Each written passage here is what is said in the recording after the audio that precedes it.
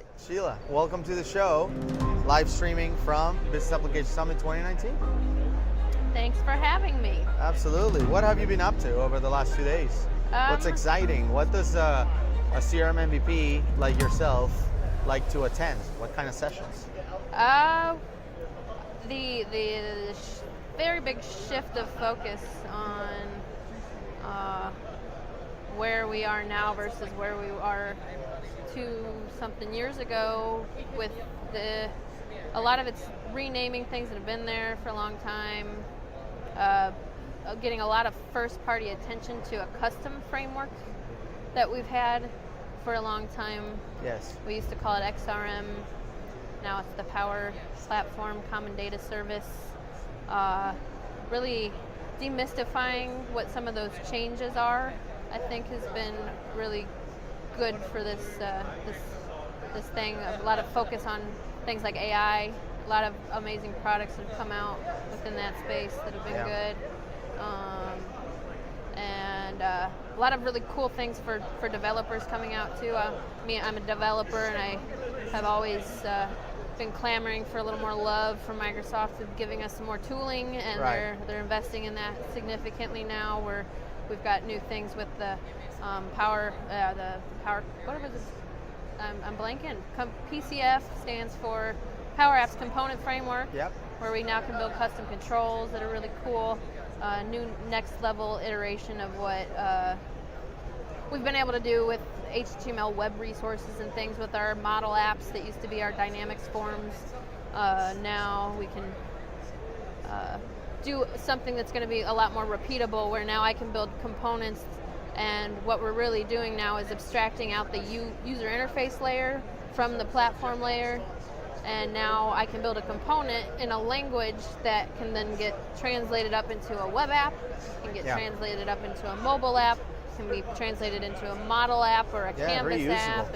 Because years ago we had to kind of write for the client in which this functionality was going to be consumed in. Now we can do it all together. And I think that a lot of these changes are driven by the new leadership behind, James Phillips and all these other guys. Super talented guys that come in from other platforms within Microsoft, like Azure and stuff, and it's more about opening this up for people like you to explore and have access to all those tools. Definitely. How do you feel about kind of that shift of attention into more of the platform and the tools, rather than, I just feel that there was a lot more focus on primary applications and first-party applications, whereas more I see, like, I don't know, out of the 400 or whatever plus functionality that was announced yesterday on the keynote, how many of those are connected to primary applications versus how many of those are more about the platform? I mean, the overwhelming majority is improvements on the platform side. So how do you feel about that? As a technologist, I'm over the moon elated at that story. That's why I got into this space.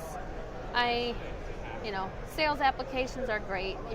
They achieve a lot of good for certain, objectives, but as a nerd, I don't really get super excited over doing the same first-party problem solving every time. We've always had this extensible framework to work with, and back in the day, again, we sold this as an XRM story, and I was delivering talks, 10 years ago, dating myself, of what does that look like for developers? Because developers, we don't want to be writing security frameworks over and over again. We don't want to be writing translation frameworks over and over again. We don't want to be doing basic CRUD operation code over and over again.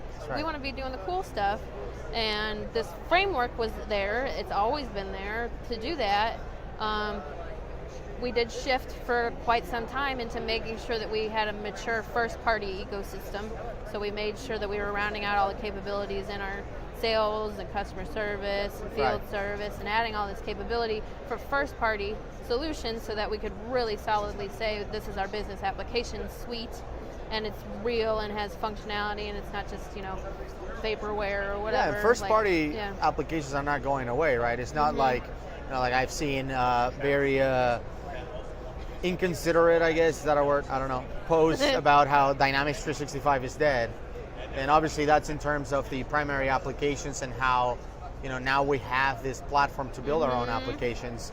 but I don't see it that way. The way I see it more is we have these tools and these functionality, like you mentioned, that helps developers and creators essentially create solutions that are still focused on fixing business scenarios and business challenges. Doesn't necessarily mean that we're staying away from the business and just focus on the technology. We just have more tools that we can create solutions with. Yep. So how important it is for people who are already functional consultants or technical consultants, solution architects, to really dive into the Power Platform and all these new things that the team announced this week? Very, very important.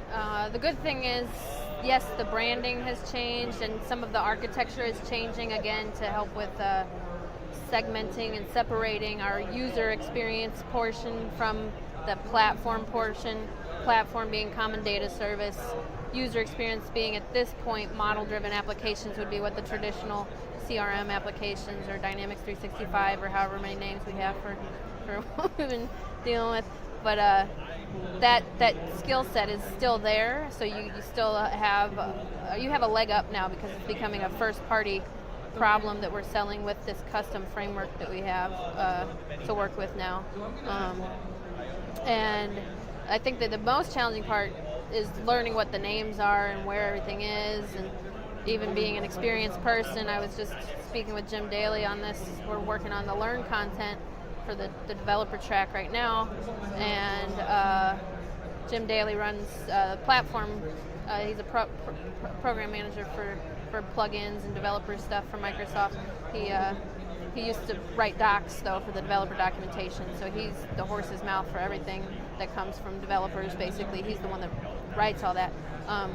And even he and I are still we're trying to figure out some of this stuff, and some of it is conceptual right now versus what we know is still existing state. Right. Where yes, the separation needs to happen and will happen, but that's not currently how a lot of the stuff is implemented. So how do we educate people on the current state with the future state in mind, making sure that we're prioritizing that future state stuff because that's where the direction of the platform is going, but we need to know existing state, and then it gets almost to the same thing that we have with on-premise versus cloud, where we want to shift towards cloud advancements and things like that, but there's still a good chunk of customers out there that are on-premise, and what are we doing to make sure that we're supporting them educationally and directionally.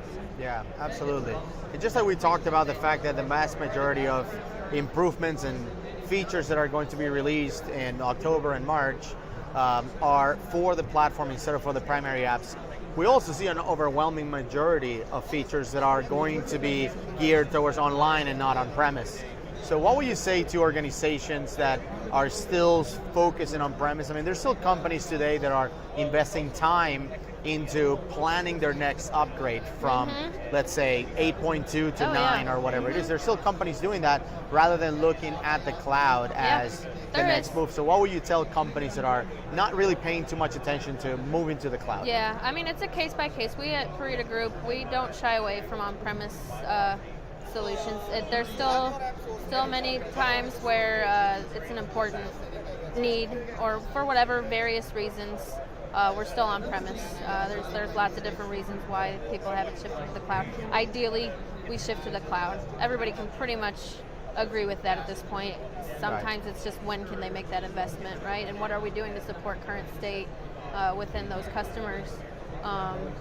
And then it is, continuing to educate them on what features are coming out and why cloud is so much more advantageous in certain things like AI, with integrations, time to market, upgrades. All of those things are a lot easier to deal with in the cloud versus on premises. But it's not a quick and easy. There's no easy button.